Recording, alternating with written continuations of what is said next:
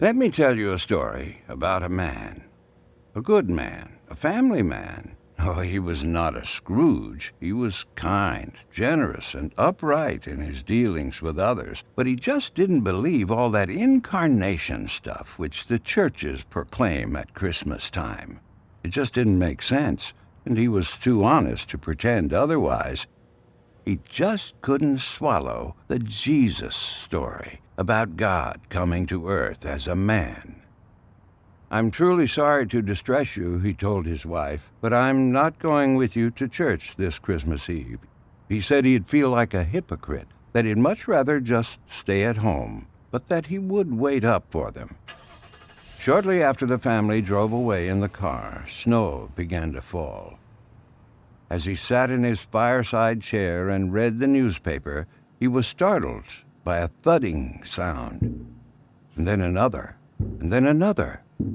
At first he thought someone must be throwing snowballs against the house, but when he went to the front door to investigate, he found a flock of birds huddled miserably in the snow. They had been caught in the storm and, in a desperate search for shelter, had tried to fly through his living room window. Well, he couldn't let those poor creatures just lie there and freeze, so he remembered the barn where his children stabled their pony. Quickly he put on a coat and galoshes and tramped through the deepening snow to the barn. He opened the doors wide and turned on a light so the birds would know the way in.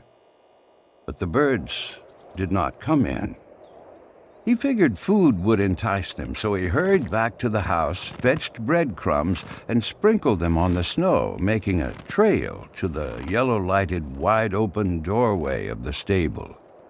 But to his dismay, the birds ignored the breadcrumbs. He tried catching them.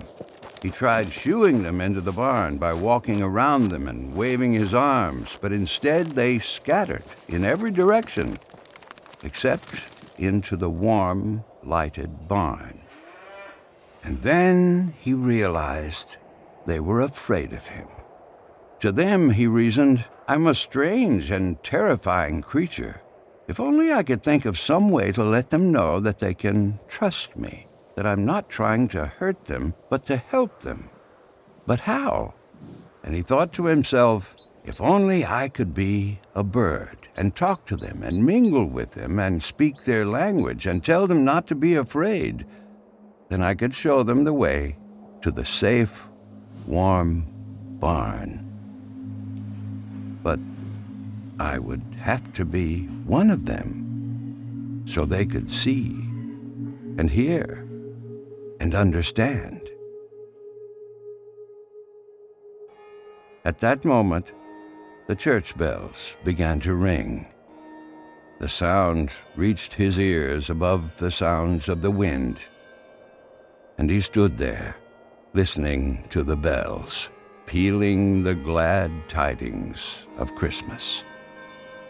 And he sank to his knees in the snow.